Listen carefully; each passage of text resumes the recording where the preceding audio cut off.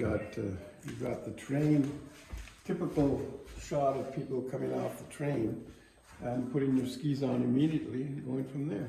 Very good. So when I drop this to you, you can have one of your people edit it. Yeah. I'm sure you can find somebody to do I'm that. sure. Yeah. I'll hand it over to the higher echelon. Yeah. And they can work at it. Great. Well, I could probably get a good buddy of mine to do it too. Oh, that'd be great. Yeah. Anything that helps us is fabulous. Yeah. Because we are a non-profit. And here's the T-bar. This is this one of the very first T-bars? A single chairlift. Yes, and I would go on the single chair lifts at Mont Tremblant. Yeah, exactly. And the lineups were like insanely long. It was called the yellow chair. And where did this chairlift, this one come That from? particular one, I don't think we specify it. But it looks in perfect condition. I mean, it looks like they put brand new wood on it. Yeah, it does look like that.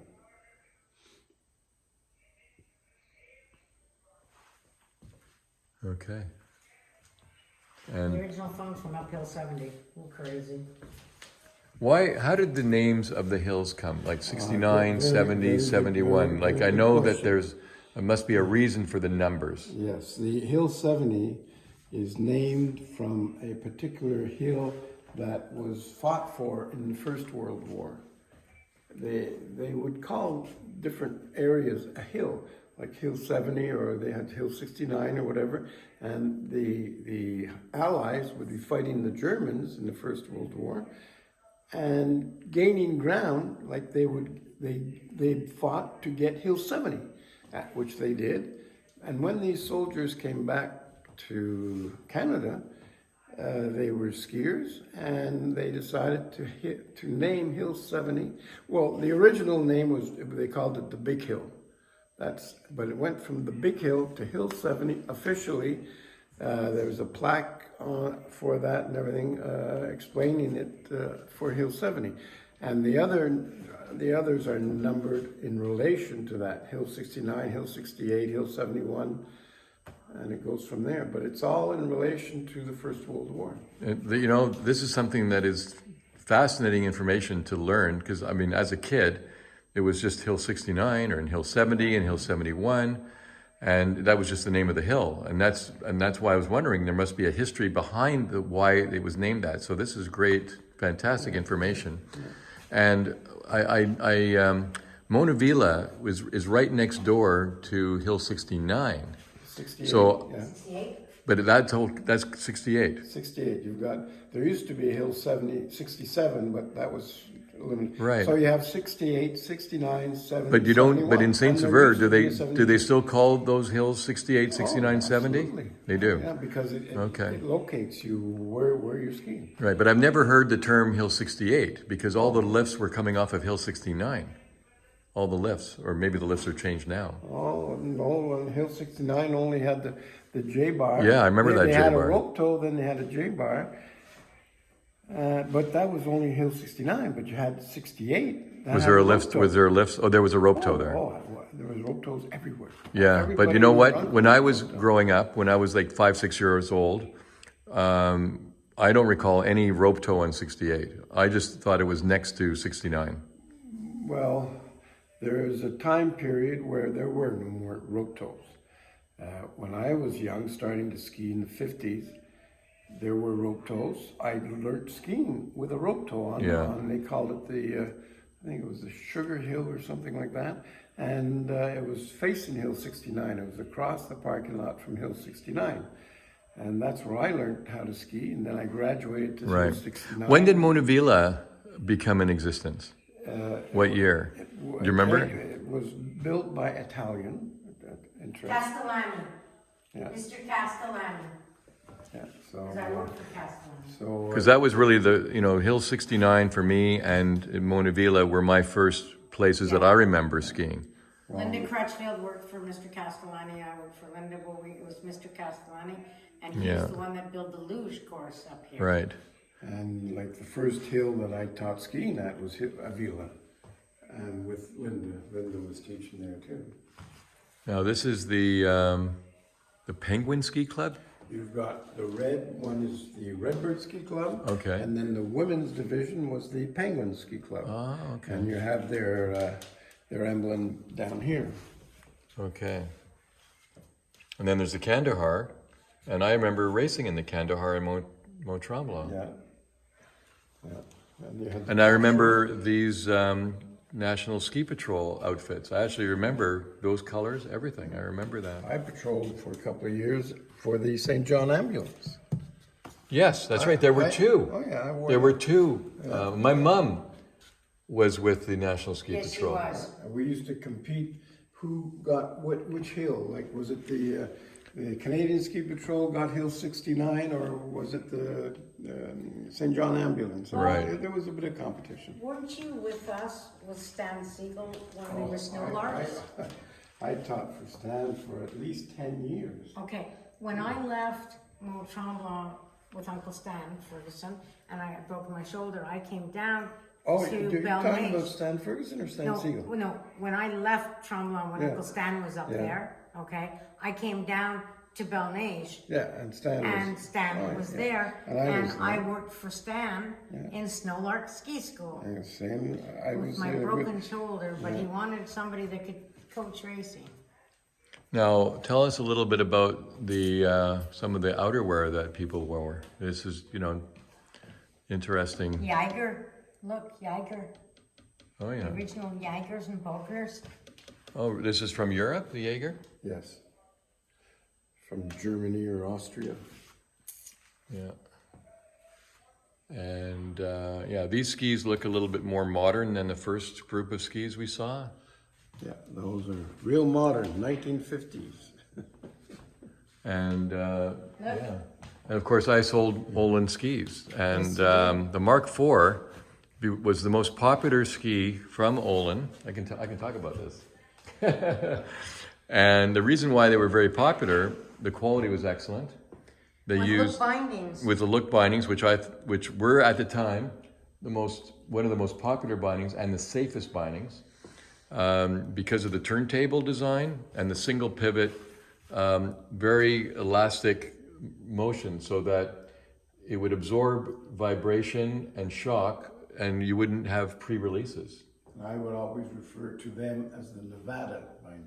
That's right, because it actually says Nevada right on it, and people would call it the Look Nevada, and you can But actually you have to see it remember says that Look the Nevada. different colors went with the reds were for instructors and racers, and the blues were for racers, and the silvers was for the regular people. Yeah, when I was a ski mechanic, that was the binding that I pushed as the best binding on the market. Yeah, with reason. Yeah, and I used them, Richard Biron used to give me my bindings. Oh, and here's a picture of John Eves right here. Speaking of skis, we have the original skis from Lucille Wheeler. Oh no, and there's Rick Kessley's. Yeah. Yeah, and I remember the marker bindings with the turntable with the long thon. Oh yeah, Yeah, you needed 6-foot lanyards that's to right. do the X in the back of your boot. And this looks like something from the Hudson Bay Company. Exactly. And these are a pair of solar skis. I've never heard of that brand. And let me guess, this is a snowmaking item. Oh yes, that's for sure. So this must be one of the very first snowmaking devices that to supplement the natural snow. And Harry, to what you were actually saying before, I just happened to focus in on this. In 1934, the foundation of the Laurentian ski zone, okay, but in 1934 also, the Redbirds renamed the big hill in Saint Sever Hill 70. Oh wow! Okay, well, Okay. that goes back to that. So there you could just see, this is all documented for you. And how fabulous is this board? This is great.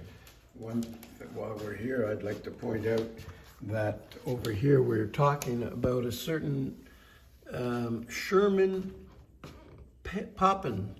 Mr. Poppin invented the snurfer, which was a predecessor to the snowboard. That's right. That's in 1965. Yeah. So that's when it all And started. do you have a snurfer here? And we have a snurfer right here. Right, there it is. That's there. it. Yeah, and the Snurfer was kind of copied in one way by Burton. Yeah, in a certain way, in a very certain way. Yeah. And I remember seeing ski films, right? I remember seeing ski films where they showed a guy on a Snurfer, not a Burton, and he was flying by all the skiers. And he was grabbing on the rope, and that's, yeah. And I also noticed VR27s. I've never skied on the VR27s, but I skied on the VR7s. And I ski on the 17s. And the 17s. And I remember the yellow bases. And these were, of course, skis from Jean-Claude Keely, triple gold medalist in, was it 64 or 68? More like 64. 64. He won 3 gold medals. And Nancy Green were on the Rossignol Stratos, and she won her gold medal in giant slalom and a silver medal in slalom, if I recall. Yeah, that Strato was just a fantastic ski. Oh, it was they were everywhere. They were one of the most popular fiberglass skis on the market. Yeah. Prior to that, you can see a pair of head skis here, and the head skis were made very popular. They were very tough. They were made by Howard Head, and there was always this conversation: which was better, the metal skis or the fiberglass skis? And I think the fiberglass skis won out. Actually. Oh, absolutely. Yeah.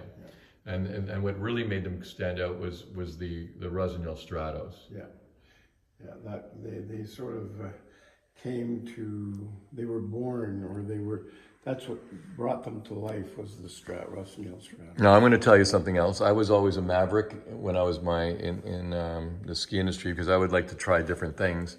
And these here are what they called Nava Bindings. Yeah. And they came with Nava boots, and I actually sold those for a few years. Yeah, there it is. And basically how it worked was that you had a soft boot, but these were clamping on the back of your calf, and it had a stiff sole, and you could ski like that. And they worked really well, though they just never caught on. Too bad. I was looking forward to a big commission check, but it never happened. Like I was in love with the Burt binding. I went to ski in the Alps with it, and it was fantastic. You fall in 10 feet of powder snow, and you just... That's right. I don't see any Burt bindings here, though. We have them. In the back store. Yeah, and these are the Cupco bindings. Yeah, they were so popular. When I was young, everybody had a Cup. Yeah. I mean, and couldn't race with those. Yeah, but really, even in the times where you had the Cupcos and the Burt, there was a lot of variety. There's Spademan. There was all sorts of different bindings. And then Solomon came out. And Solomon, but really, the binding at the time, I'm going to go back to them. This binding here was well ahead of its time. Nevada and Marker. Marker were very good too, but these were still really better. Yeah. I mean, here's a predecessor of the Marker binding, with your cable. And the binding that came after that from Marker was the DL. Like hands. Yeah. Anyway, and there's a pair of Lang boots down there, right there.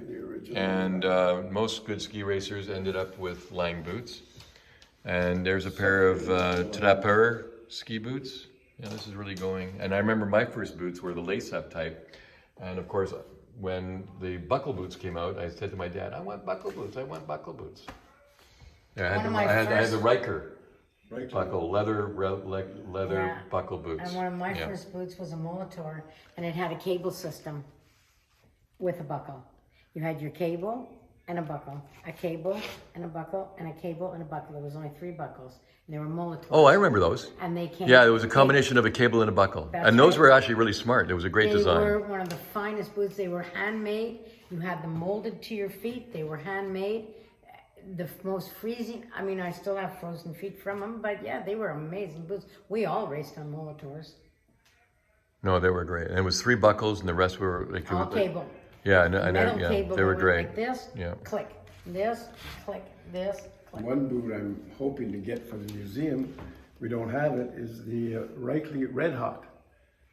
Is that the one that opened up like a clamshell? I skied with that for a race. I taught with that.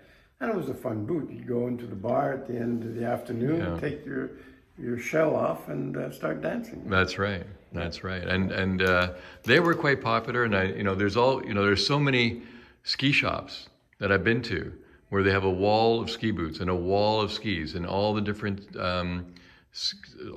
skis from like 50, 60 years ago.